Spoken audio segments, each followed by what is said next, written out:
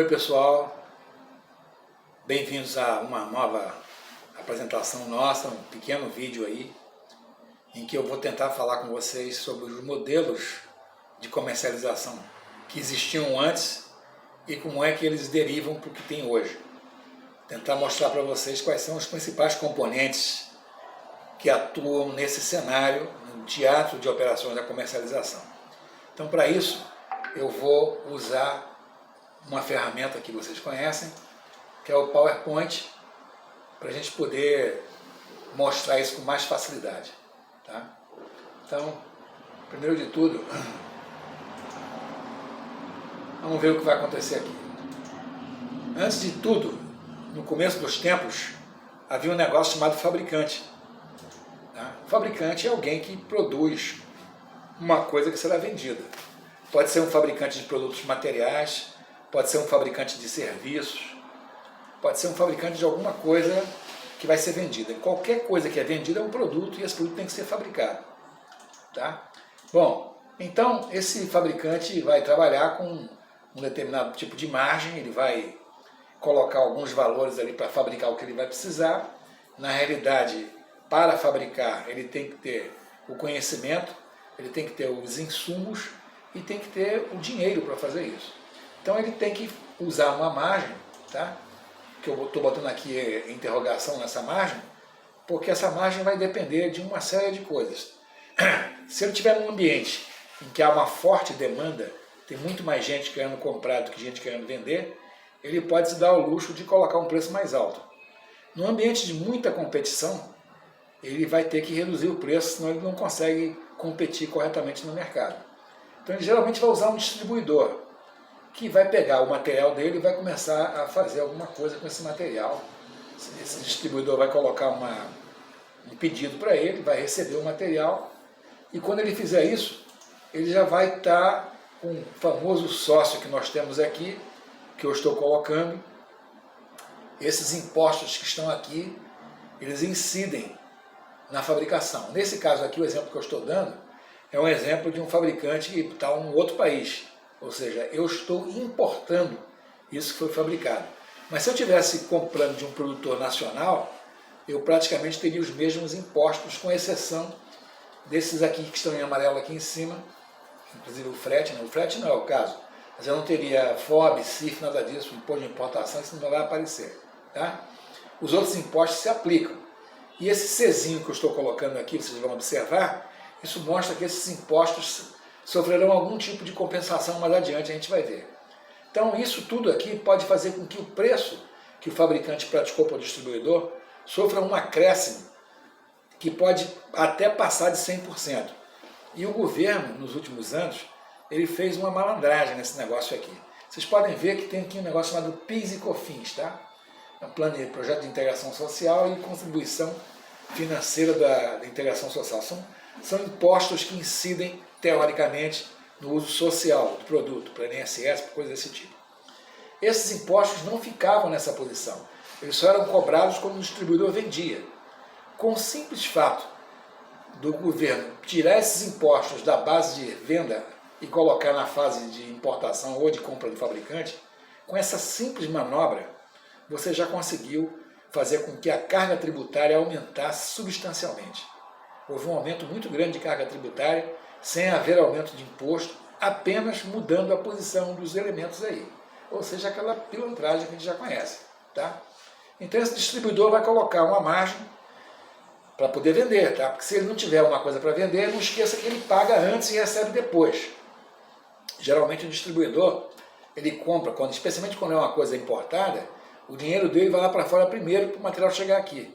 Ele pode usar uma série de outros recursos, como carta de crédito, ele pode usar um financiamento qualquer, mas geralmente quem está lá fora, fabricante ou fornecendo, ele não vai mandar o material para ele sem que haja o dinheiro na frente. Ou seja, a famosa frase que nós chamamos nessas operações, que é "see your money first", quero ver o seu dinheiro. Tá? Se eu não ver o seu dinheiro, não tem negócio. Estou falando de uma pessoa que está em outro país ou que está longe de você, não te conhece, e não vai te dar crédito para vender aquilo para você. Então o distribuidor pega esse valor, adiciona aqui uma margem para ele aqui e manda para o varejista, que é um outro nível aqui. Esse varejista é que vai ter contato direto com o consumidor final. Naturalmente, nessa venda do distribuidor para o varejista, esses impostos que eu falei lá em cima, eles vão aparecer outra vez aqui, ó. Especialmente porque o distribuidor, para efeitos de comparação tributária, ele tem os mesmos problemas de um fabricante. Se aquilo que incide na cabeça do fabricante sobre industrialização, o distribuidor paga do mesmo jeito, especialmente quando ele está com material importado. Tá? Material importado, ele, para efeito de tributos, ele é considerado como se fosse um fabricante. Esse varejista, então, vai mandar isso lá para baixo, vai botar uma outra margem, e novamente os impostos aparecem aqui, tá? ICMS, PIS e COFINS, e finalmente você chega no consumidor. Observem que tem 1, 2, 3 níveis diferentes de operadores nesse processo, cada um deles colocando a sua margem. E é claro que entre o fabricante e o consumidor, você vai ter um acréscimo que pode chegar a 200, 300 ou 400% de margem em cima, de aumento desse custo. Com tudo isso acontecendo, de repente o distribuidor passou a achar que ele poderia fornecer direto para o consumidor. Tá? Quando ele produz direto para o consumidor, os impostos são os mesmos que ele faria se ele estivesse vendendo para o varejista. E aí, com isso, teoricamente, ele consegue colocar um preço para o consumidor mais baixo do que aquele que ele faria com a intermediação do varejista. Finalmente, o próprio fabricante também pode achar que por que eu não faço isso direto, em vez de eu usar um distribuidor ou de eu usar um varejista. Naturalmente, essa margem dele aqui vai ficar maior, mas o preço final lá embaixo será menor. Qual é a dificuldade do fabricante para o consumidor? Primeiro, que ele não tem condição de atender o consumidor em suas necessidades diretas de produto, tá? Pós-venda, conserto, essas coisas todas ele não vai conseguir fazer. Então ele precisa de um operador de varejo, que pode ser o distribuidor ou o varejista. Ele precisa ter alguma coisa no meio do caminho aqui, a não ser que ele queira montar a própria estrutura dele. Tá? E aí o mercado começou a criar uma série de situações alternativas para permitir que o produto saia do fabricante e chegue ao consumidor. Uma dessas alternativas muito conhecidas é a franquia.